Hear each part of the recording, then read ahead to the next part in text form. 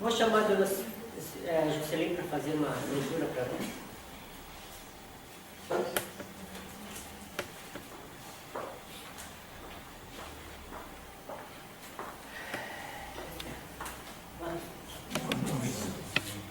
Vamos ler uma mensagem, Ramos de Oliveira, de Carlos Bacelli, pelo irmão José. Não cruze os braços. E por multiplicar-se a iniquidade, o amor se esfriará de quase todos. Está em Mateus capítulo 24, versículo 12. Que a tua fé não dependa do que sucede ao teu redor. Não subordines o teu ideal à indiferença dos homens. Quanto mais devastador o incêndio que destrói a floresta, maior deve ser a determinação dos que dispõem a combatê-lo. Porque anotas desalento em toda parte. Não te arrefaças na coragem, porque muito se recusa a caminhar, não estaciones à margem. Sem a enxada operando nas mãos do lavrador diligente, o matagal tomaria conta da lavoura. É natural a presença do joio no meio do trigo. Todavia, porque cresça o joio ao seu lado, o trigo não deixa de ser trigo. O joio sempre se destinará ao fogo, ao passo que o trigo haverá de ser pão. Embora assista no mundo ao multiplicar-se da iniquidade e ao aparente triunfo das forças que conspiram contra a felicidade humana, não consista que o teu descaso no bem conceda maior espaço à ação avassaladora do mal. A tua omissão no dever abre precedentes inimagináveis para que os tão somente clamam pelos seus direitos. Não creia na irreversibilidade do destino. Os arautos do Apocalipse para a humanidade ignoram que o futuro se alicerça no presente. Acredita apenas na predeterminação do bem e cujo serviço ao próprio mal transitoriamente se encontra. Deus é luz e contra ela a treva não pode prevalecer. Sem que as mazelas humanas se exteriorizem no organismo social, não haverá como tratá-las. O maior problema é aquele do qual não se consegue atinar a causa para que seja solucionado. Não te acrescentes, pois aqueles quase todos que, vendo a iniquidade proliferar, encontram nesse estado de coisas excelente desculpa para cruzar os braços, como se não tivessem nada a ver com isso. Que assim seja. Graças a Deus. Convidar a todos para uma breve oração, para a harmonização da casa, do ambiente, fitando o olho sereno do nosso Mestre Jesus, rogando a Ele que, com sua permissão, permita aos nossos trabalhadores espirituais que nos assistam esta noite, nos ajudarem, nos intuir, para que possamos, com mais, deixando lá fora todas as preocupações do dia a dia, ficarmos harmonizados com o Pai Celestial, com a espiritualidade maior. Que Deus nos ajude, nos proteja, que Maria, nossa Mãe, esteja com todos nós, hoje e sempre, que assim seja. Bom, hoje nós estamos recebendo mais uma vez na nossa casa a Glecida. É contigo a mensagem. Obrigado.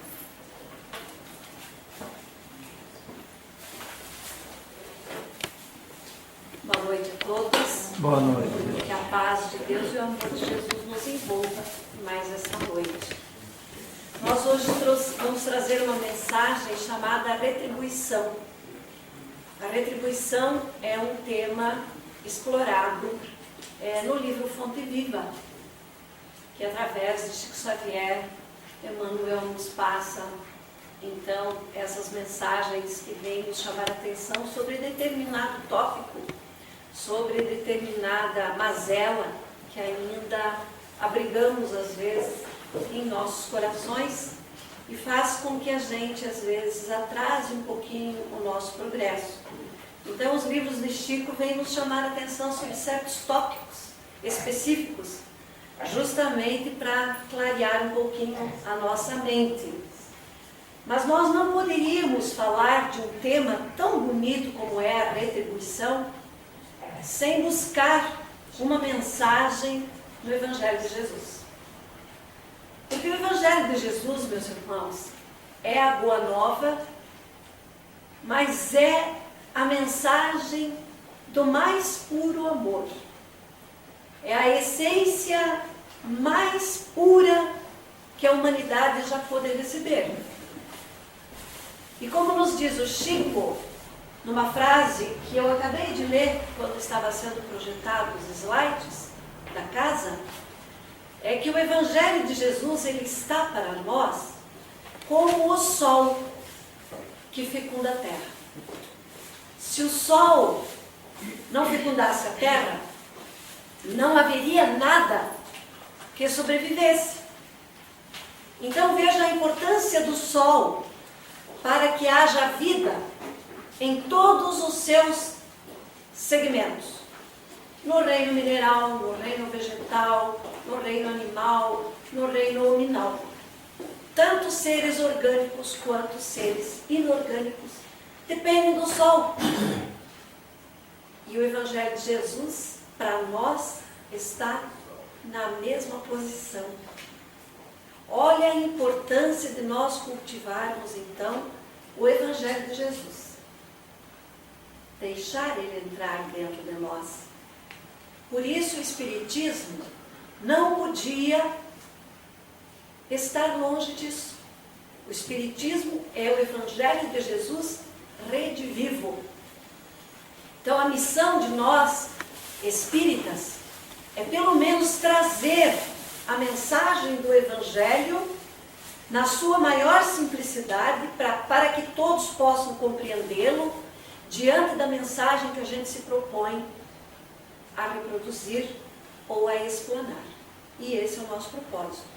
Então nós vamos encontrar lá no capítulo 16 do Evangelho segundo o Espiritismo, no item 5, a parábola do mau rico e do pobre Lázaro.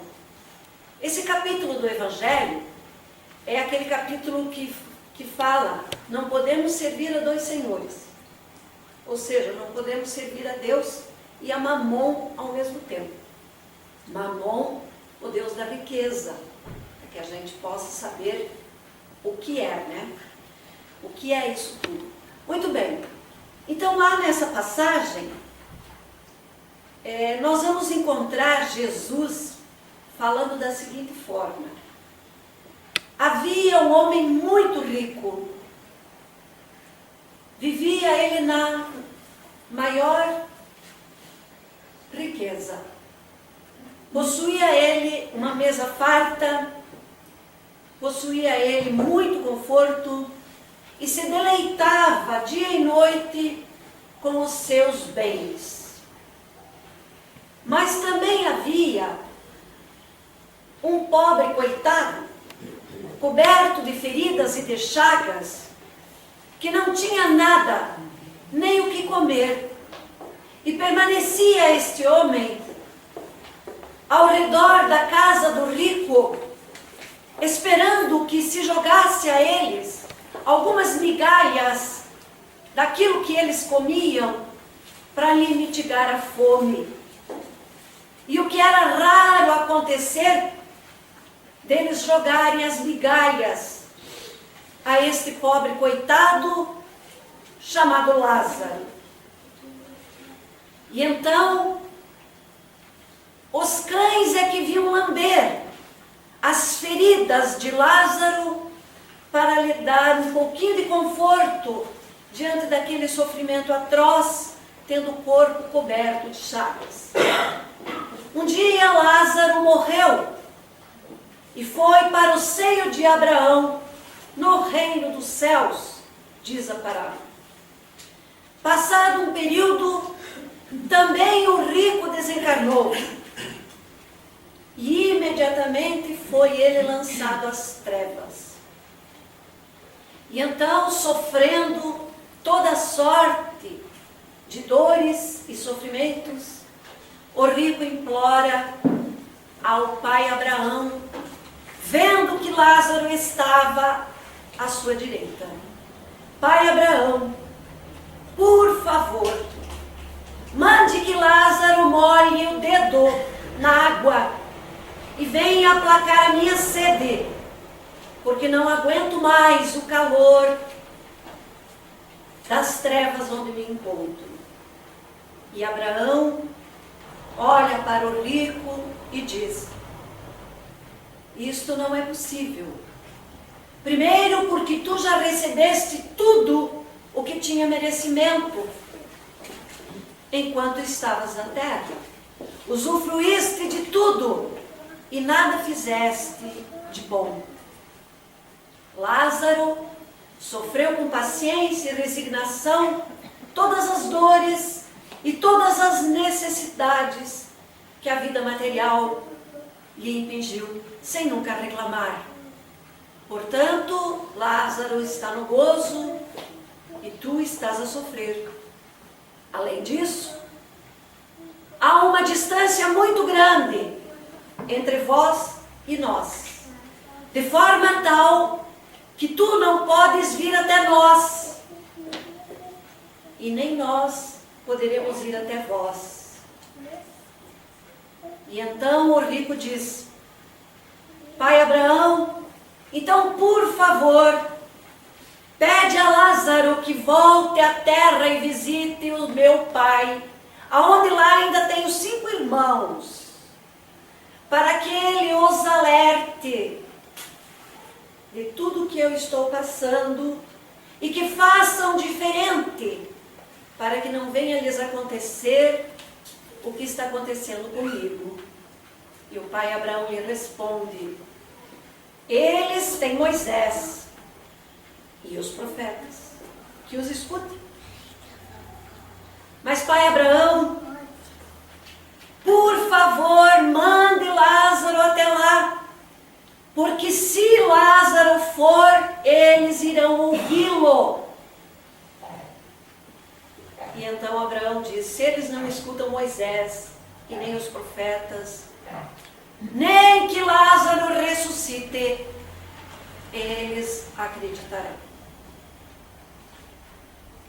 Eu acho esta parábola de uma beleza ímpar, porque ela nos retrata alguns momentos muito nossos. Nos chama a atenção, primeiro, que naquele momento Jesus, ele não nomina o rico, ele nomina apenas o pobre, Lázaro. Ele não dá nome ao rico. Por que será? Por que ele faz essa distinção? Olha a mensagem que está por trás daquela parábola, daquelas palavras de Jesus. Porque o nome do rico, meus irmãos, andava de boca em boca. Era ele respeitado por todos. Todas as pessoas reverenciavam o rico, clamavam o seu nome quando ele passava. O pobre era rejeitado, era esquecido. O pobre, meus irmãos, não tinha nome no meio daquela população. Não era sequer visto. Então Jesus o nomina: Lázaro. Tu tens um nome, Lázaro. Jesus silencia o nome do rico, meus irmãos, porque não encontra o nome do rico inscrito no portal das virtudes, que fazem adentrar o espírito bom às planícies felizes do mundo espiritual. Lembremos, meus amigos, de uma passagem evangélica que fora da caridade não há salvação. Então aquele rico, também como ele nunca lembrou dos seus irmãos, também ele como nunca lembrou de Deus, também ele como nunca lembrou de cultivar tesouros nos céus, só acumulou tesouros na terra, também ele foi esquecido pelos espíritos maiores. Mas Lázaro não. Lázaro tudo aceitou sem reclamar. Lázaro sofreu e então foi recebido no seio do Pai Eterno. Teve a sua retribuição de acordo com o seu merecimento. Isso nos leva a refletir também sobre uma pequena passagem que está ali no meio dessa parábola. Além da mensagem maior que é fora da caridade não há salvação. Acumuleis tesouros nos céus e não na terra. Então essa mensagem de Jesus está na primeira parte. Na segunda parte, ele nos chama a atenção de que há uma distância muito grande entre vós que estáis nas trevas e nós que estamos aqui, num mundo um pouco melhor. De tal forma há essa distância que nem nós podemos ir até aí, nem vós poderão chegar até aqui. Isso nos chama a atenção sobre os livros do André Luiz, aonde ele relata de que nem sempre nós nos encontramos com os nossos afetos, porque temos uma distância espiritual que nos impede de nos aproximar. E que enquanto não nos purificarmos, não poderemos chegar junto a eles. E lembro eu daquele livro do André Luiz, O Nosso Lar, onde ele relata que ele não conseguia ver a mãe dele, que estava num nível um pouco melhor que ele. E que o maior anseio dele era ver a mãe. E ele vivia triste, porque ele queria ver a mãe. E então, depois dele passar por algumas dificuldades e algum trabalho de expurgo do orgulho e do egoísmo, que ele se transforma num ser mais humilde, quando ele de médico vai ser faxineiro no mundo espiritual, lá no hospital, onde ele estava abrigado, no Nosso Lar. Então, ele consegue receber a mãe, ele consegue ver a mãe. E o pai que estava nas trevas, ele não viu mais. Olha só. Então, nesta passagem já, Jesus nos reporta a isso. E num terceiro momento, esta mensagem, esta parábola de Jesus, nos chama a atenção de que quando a nossa mão direita dá algo que a nossa mão esquerda não veja. Ou seja, que o bem que a gente fizer, não seja ele feito para ostentação, não seja ele para elevar o nosso nome diante das multidões, não seja ele para nos enaltecer. Então são 3 mensagens muito bonitas, contidas nesse capítulo 16 do Evangelho segundo o Espiritismo. Então nós vamos ver, meus irmãos, às vezes a gente se equivoca muito com essas mensagens. Havia um centro espírita lá no interior do Paraná, quem é de lá deve lembrar, deve ter conhecido, onde certa feita fomos visitar essa casa espírita e chegamos lá e eles estavam distribuindo alimentos. E na distribuição de alimentos, eles usavam uma luva na mão esquerda. E nós questionamos, qual é a necessidade da luva na mão esquerda? Porque aparentemente a luva é para ou proteger ou impedir contaminação. Então teria que ser usado nas duas. E eles disseram, não, mas tem a parábola de Jesus que fala, quando a gente dá com a mão direita, a esquerda não pode ver. Então a gente põe a luva. Quer dizer, é um equívoco, né, meus irmãos? Mas isso acontece com muitos de nós ainda. Só para a gente descontrair um pouquinho, tá? Então nós vamos encontrar no livro Fonte Viva o tema A Retribuição.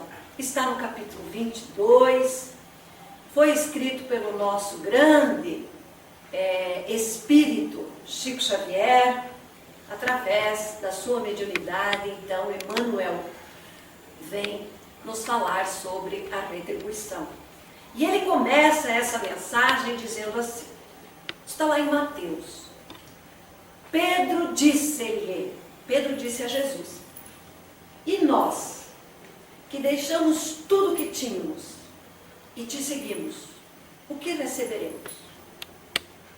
Quer dizer, Pedro, na sua ignorância, na sua rudeza, no seu embrutecimento ainda, o homem da antiguidade, o pescador rude, nunca tivera tido nada de mensagens ditas espirituais, era um espírito ainda embrutecido, quando chamado para seguir a Jesus e ser um dos seus apóstolos, ele então questiona Jesus: mestre, e nós, que largamos tudo e estamos contigo, o que nós vamos receber por fazer isso?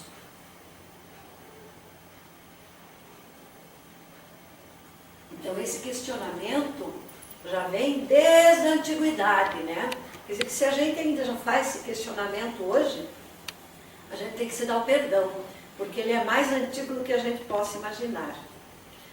Então lá no livro Fonte Viva, capítulo 22, o Emmanuel continua dizendo assim: a pergunta do apóstolo Pedro exprime a atitude de muitos corações nos templos religiosos.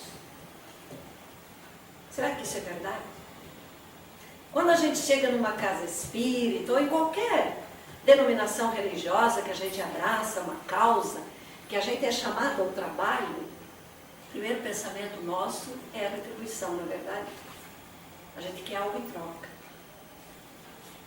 Quando a gente vê que às vezes não é sequer reconhecido por aquilo que faz, a gente abandona, não é verdade? A gente se ressente, a gente se magoa, a gente se melindra.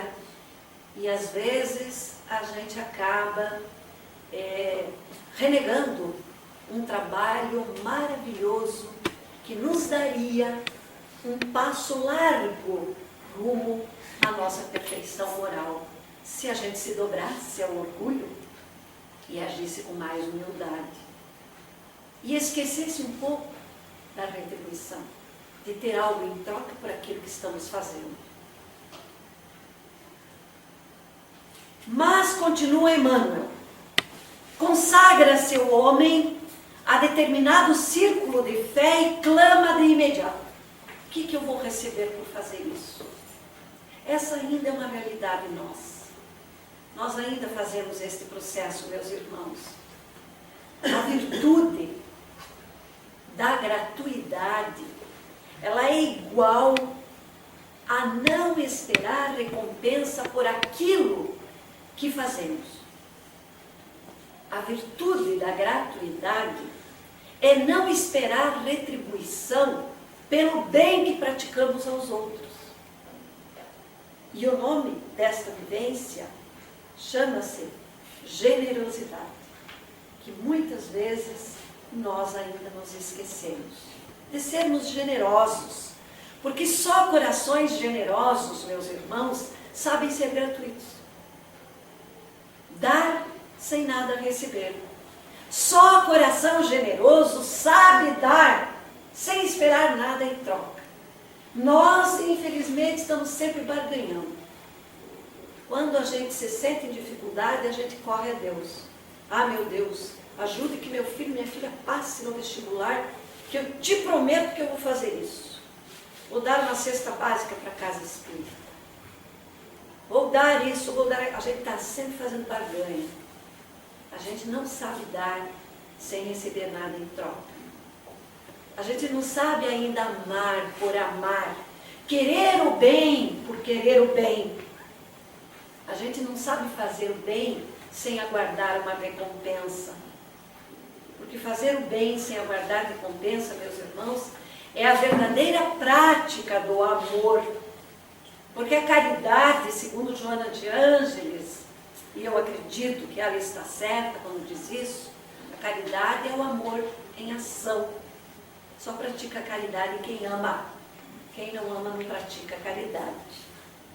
Muitas vezes a caridade material que a gente pratica é mais para se desvencilhar do pedinte, para ele parar de incomodar. Então a gente dá um cruzeirinho, a gente dá alguma coisa e se vê livre daquele ser. Quer dizer, não temos um tempo para parar, para conversar com ele, para dar uma atenção, para saber o que ele realmente precisa, se é um prato de comida, ou se é um remédio, ou se é um conforto espiritual, ou se é uma roupa limpa, ou se às vezes é um banho.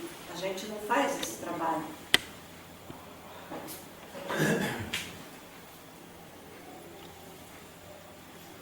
Meus irmãos, o Emmanuel continua nos dizendo assim: a resposta a esta pergunta, que receberei, se derrama silenciosa através da própria vida. Quer dizer, na medida em que eu ajudo e pratico a verdadeira lei de justiça, amor e caridade, uma das leis divinas, eternas e imutáveis, a vida vai me dando essa resposta. Eu vou sendo abençoado a cada minuto da minha vida, já nesta vida terrena. Na medida em que eu ajudo os meus irmãos mais infelizes, mais necessitados, eu vou tendo a retribuição que vem gratuitamente. Eu não preciso parar para dizer eu quero receber isso. A recompensa vai se somando ao longo da nossa vida, fazendo com que as nossas dificuldades sejam superadas com mais paciência, que os obstáculos sejam transpostos com mais resignação e que o amor se estenda a todos, formando uma única família universal. E assim, na medida em que nos doamos, nós vamos sendo mais felizes. O primeiro beneficiado somos nós. O primeiro. Porque quem já não usufruiu a alegria e a felicidade, a aventura de fazer uma caridade? Não é verdade? Cada vez que estendemos a mão, o nosso coração se alegra. E o nosso espírito se rejubila por praticar a caridade. Então Emmanuel continua nos dizendo que recebe o grão maduro após a colheita. A pergunta que ele faz nesse texto. Quando o grão está maduro, ele é colhido. Qual é o benefício que ele recebe após a colheita? E a resposta vem imediata.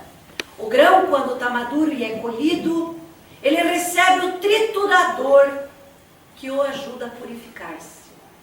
Ele é moído. Um grão de trigo se transforma em 25.000 partículas de farinha. Imagine. Olha a bênção da multiplicação por se deixar triturar. Se o trigo é guardado, ele fica ad eterno guardado, não morre. Não é verdade? Tanto que foi encontrado lá nas pirâmides do Egito, trigo que tinha mais de 2.000 anos, a época em que foi encontrado. Então imaginem, o trigo fica lá, sem benefício nenhum. Fica guardadinho, intacto. Mas na hora em que ele é moído, ele se purifica e se transforma em 25.000 partículas de farinha. E então Emmanuel diz: que prêmio se reserva então aquela farinha alva e nobre? E a resposta é: o fermento que a transforma para a utilidade geral.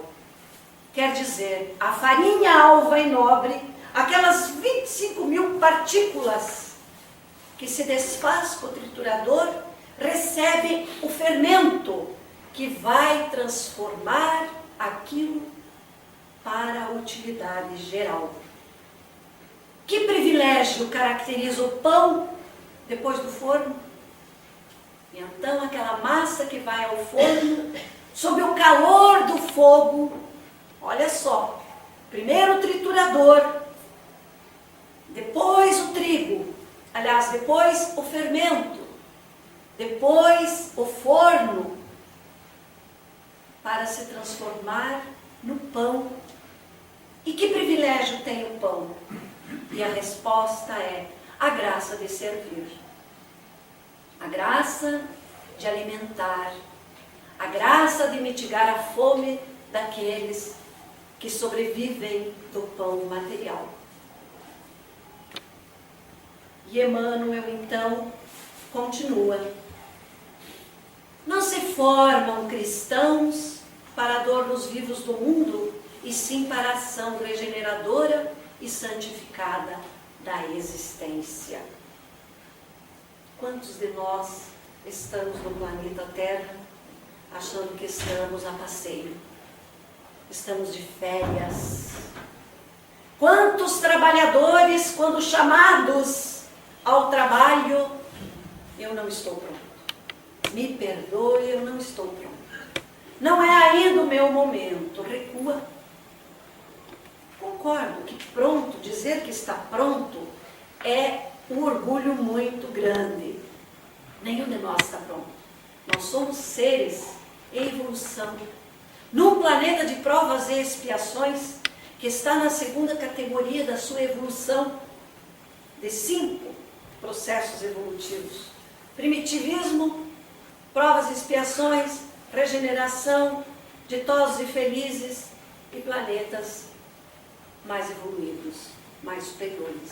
Quer dizer, celestiais já. São 5, e nós estamos lá no segundo ainda. Então, não podemos querer já estar prontos, mas que a gente esteja pelo menos de prontidão, porque o chamado vem. O chamado vem. Então, que pelo menos a gente esteja de prontidão e se proponha a dar a sua cota de participação, porque nós não estamos aqui a passeio, meus irmãos. Se o Evangelho de Jesus é igual ao sol que fecunda a terra, o Evangelho de Jesus tem que fecundar os nossos corações. Para que a gente forme pessoas éticas e morais, porque cada um de nós, se não tem uma família direta, tem uma família indireta. Se não tem prole, se não tem filhos, tem sobrinhos, tem vizinhos, tem amigos, que tem que dar o exemplo. E só adquirimos a ética e a moral através do Evangelho de Jesus. Não tem outro caminho. É o maior tratado de leis morais e éticas do Evangelho de Jesus. Precisa ser buscado, precisa ser lido, estudado, compreendido e praticado.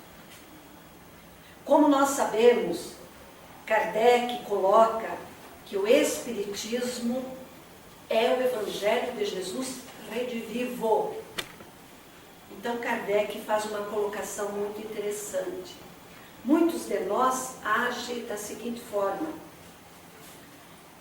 Eu olho para a doutrina e digo, puxa vida, muito bonita a doutrina espírita, muito bonita, tem muita coisa verdadeira.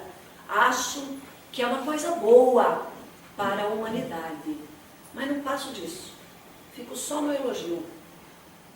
Aí Kardec disse que nós temos um segundo momento, onde nós olhamos para a doutrina e dissemos assim, puxa vida, eu vou estudar essa doutrina. Eu entro nela e começo a estudar, vou para as palestras públicas, leio o Evangelho, leio o Livro dos Espíritos, leio romances. Então eu entro na doutrina. Mas nós temos também um terceiro momento, segundo Kardec, aonde a doutrina entra dentro de nós. Vejam bem, ela tem que entrar dentro de nós. Não é só eu ir até ela, é ela que tem que estar dentro de mim. Então aí eu a estudo profundamente. Eu a compreendo como uma ciência, como uma filosofia, e inevitavelmente ela será a minha religião. Mas tem um quarto momento que o Kardec fala também. Eu já não estou mais naquele momento de só ver e achar bonito. Eu entrei nela, mas eu também deixei ela entrar em mim. E nesse quarto momento, eu vivo a doutrina de tal forma que ela se expõe através de mim. Esse é o verdadeiro homem de bem. Este é o verdadeiro homem que pratica a lei de justiça, amor e caridade. O Evangelho de Jesus tem que ser assim para nós. Passar através de nós para os outros em forma de exemplo. Então Emmanuel continua dizendo: outrora, os servidores da realeza humana recebiam o espólio dos vencidos e com eles se rodeavam de gratificações de natureza física, com as quais abreviavam a própria morte. Olha essa frase aqui, meus irmãos queridos, é profunda. Antigamente, na antiguidade, eles espoliavam a quem eles quisessem espoliar. E principalmente as viúvas. Quando morria o varão da família, os mais ricos, não eram os mais pobres, eram os mais ricos, iam até lá e tiravam tudo daquela viúva. Tudo! Ela ficava sem nada, porque diz que a mulher não tinha direito a nada. Até os filhos, às vezes, eram retirados e vendidos como escravos. Então, eles espoliavam e iam acumulando bens, iam recebendo o espólio dos vencidos e se rodeavam com isso de gratificações, porque iam ficando cada vez mais ricos às expensas do sofrimento dos outros irmãos. E com isso, eles abreviavam a vida. Será que isso não acontece hoje? Quantas e quantas pessoas morrem em tenra idade por conta da droga, por conta do álcool, do cigarro, por conta do sexo desenfreado? Quantas pessoas abreviam a vida por conta do espólio que eles tiram da própria vida que estão vivendo? É uma forma de espoliar também. Se já não espoliamos mais os nossos irmãos, espoliamos a vida que generosamente Deus nos concedeu para que pudéssemos progredir e ajudar os nossos irmãos a progredir. Então abreviamos também ainda a nossa própria morte com o excesso de comida, com o excesso de mágoas, com o excesso de raiva, com o excesso de orgulho, de egoísmo, de vaidade. Porque está aí, nesses vícios, todos os nossos sofrimentos, meus irmãos. Não tenham dúvida. Todas as nossas doenças estão ligadas diretamente à prática desses vícios. Todas as nossas doenças. Nos diz Divaldo Pereira Franco que não existe doença, existem doentes. Isso é grave, para a gente refletir. E Emmanuel continua dizendo: em Cristo o quadro é diverso. Não é mais isso que nós falamos, não dá mais para aceitar isso como qualidade de vida. Não dá mais para viver isto. Temos que fazer a diferença. Vencemos na companhia dele, de Jesus, para nos fazermos irmãos de todos aqueles que nos partilham a experiência. Seja filho, cônjuge, pai, mãe, tio, sobrinho, neto, vizinho, amigo, seja quem for, até os inimigos, guardando a obrigação de amparar a todos e ser útil sempre. Será que fazemos isso? Ou será que nós nos preocupamos só com o nosso núcleo familiar? Se meu filho, minha filha está bem, o filho do vizinho, a filha do vizinho, não tenho nada com isso, o problema é deles. Se eu tenho o que comer e o outro não tem, o problema é dele. Se eu tenho onde dormir, problema de quem não tem onde dormir. Não me diz respeito. Nós agimos assim. Mas não pode mais ser assim. E então Emmanuel continua. Simão Pedro, que desejou saber de Jesus qual seria a recompensa que ele teria pela adesão à Boa Nova, viu de perto a necessidade da renúncia. Ele precisou abdicar de tudo. Depois de ter negado Jesus 3 vezes, ele cai em si e se reconhece como um espírito que mesmo na convivência de Jesus não tinha aprendido o que era de ter aprendido. E então ele começa a se redimir. Larga tudo. Leva inclusive a sua família para viver na casa do caminho que ele funda, para abrigar os cristãos que eram perseguidos, presos, mortos de forma cruel, jogados aos circos para serem devorados pelos leões, quando não eram pregados em cruz, tendo seu corpo incendiado e levado às ruas de Roma para iluminar Roma. Então ele funda a Casa do Caminho e abriga esses cristãos. Além disso, abriga os doentes, porque quem era doente naquela época era rejeitado. Não era aceito em nenhum meio social. Era abandonado à própria sorte, num vale determinado. E lá era deixado para morrer o mais rápido possível, sem comida, sem água. Então ele abriga os doentes. Ele abriga também os velhos, que muitas vezes também eram abandonados.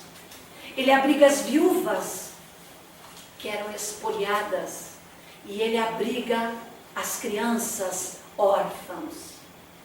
Então Pedro faz um trabalho maravilhoso e sentiu ali na carne o quanto doía você ter que renunciar aos prazeres da vida em prol da humanidade.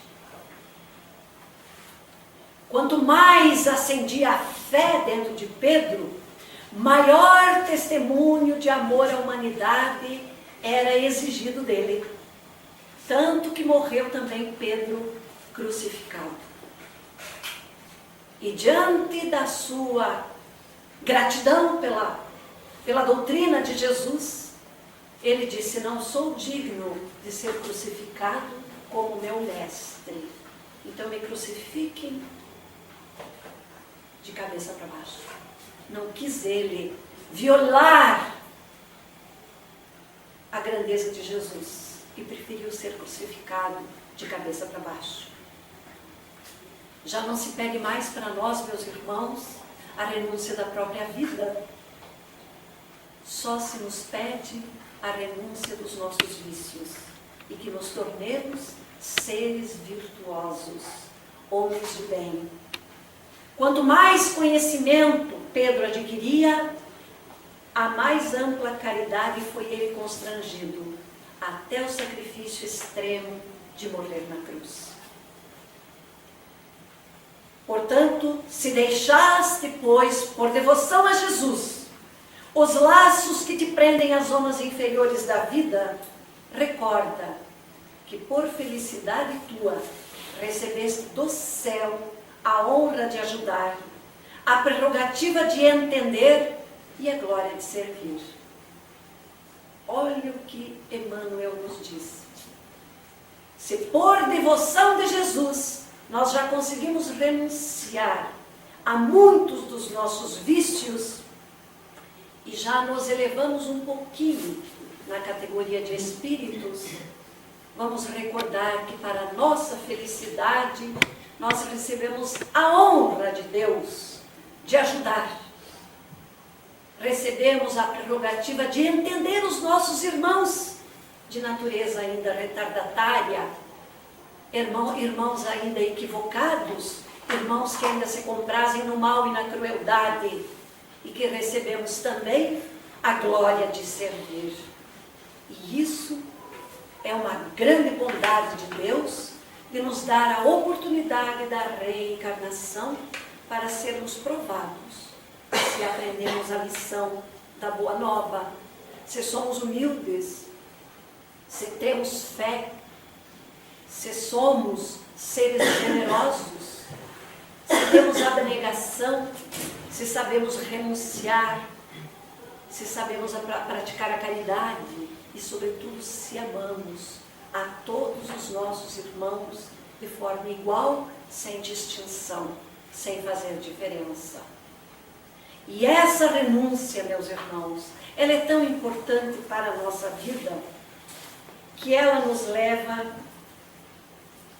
a lembrar de uma passagem escrita pelo irmão X, no capítulo 29 do livro Luz no Lar, também escrito pelo médium Chico Xavier, intitulada A História de um Pão.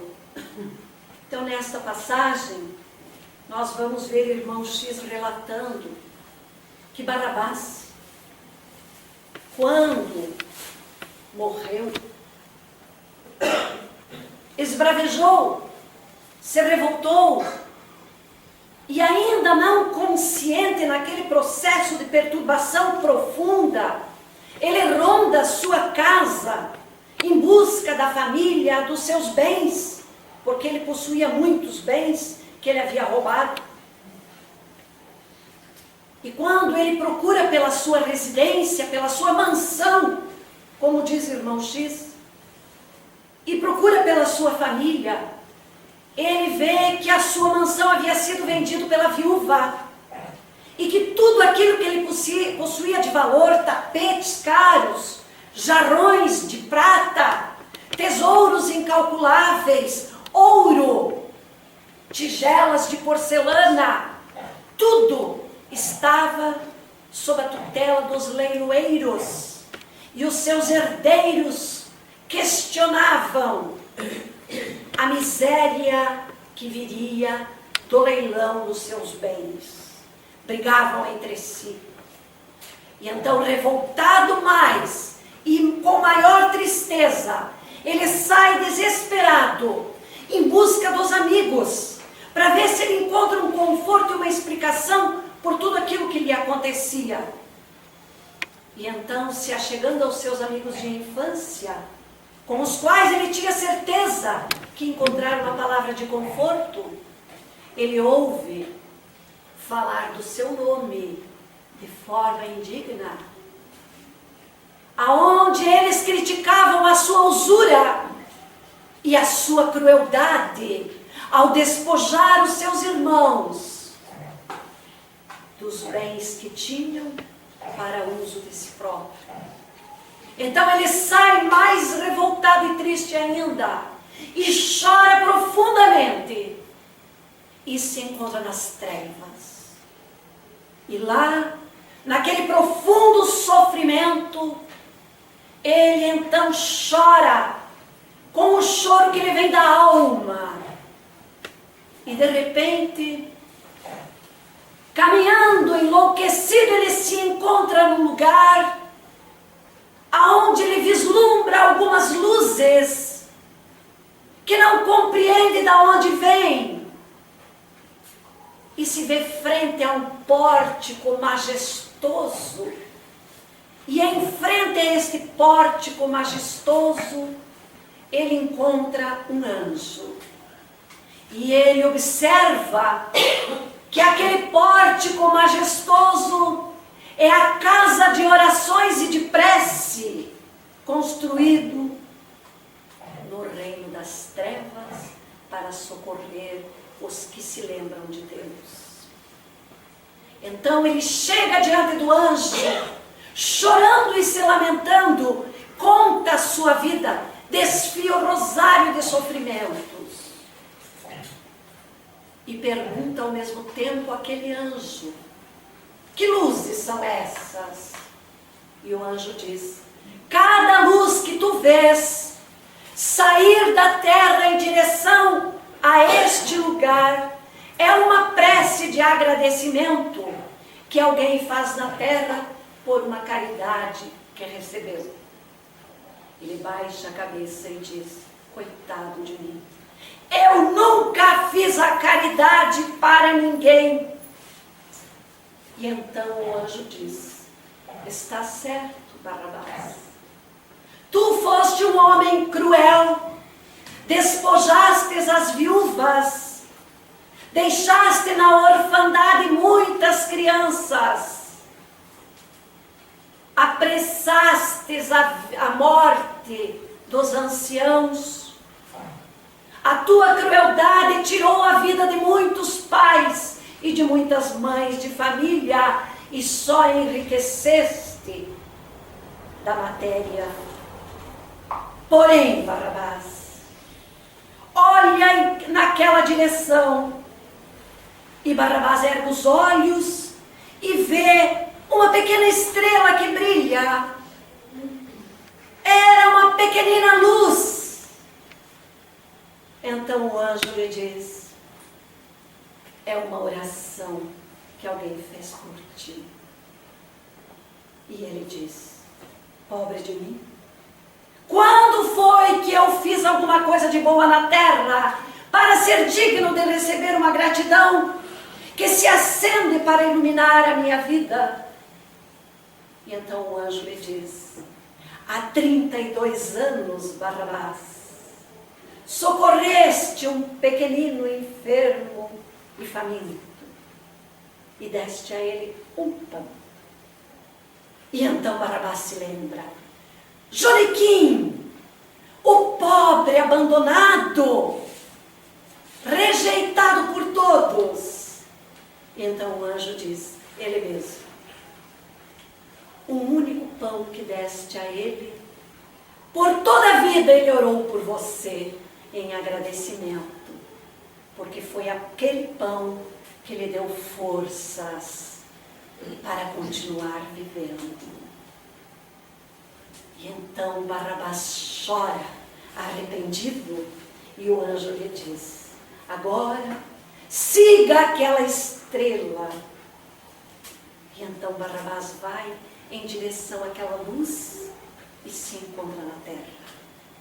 E vê ao longe um casebre.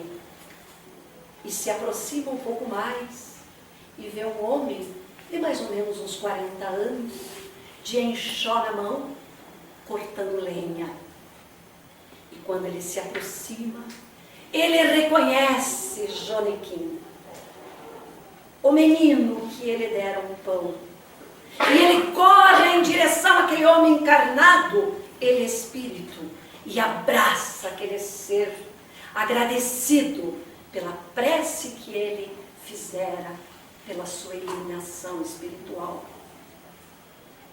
Passa-se um ano deste fato, e nós vamos encontrar Joaniquim com um bebê nos braços, a lhe sorrir, e ele feliz por receber aquele ser espiritual que vinha alegrar a sua vida como filho querido.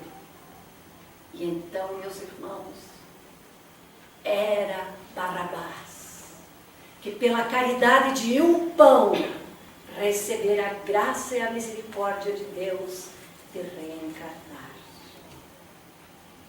Que esta lição, meus irmãos, faça-nos lembrar que a retribuição vem a seu tempo e de acordo com o nosso merecimento. Que Deus esteja em nossos corações, que Jesus nos ilumine sempre. Muito obrigada pela atenção.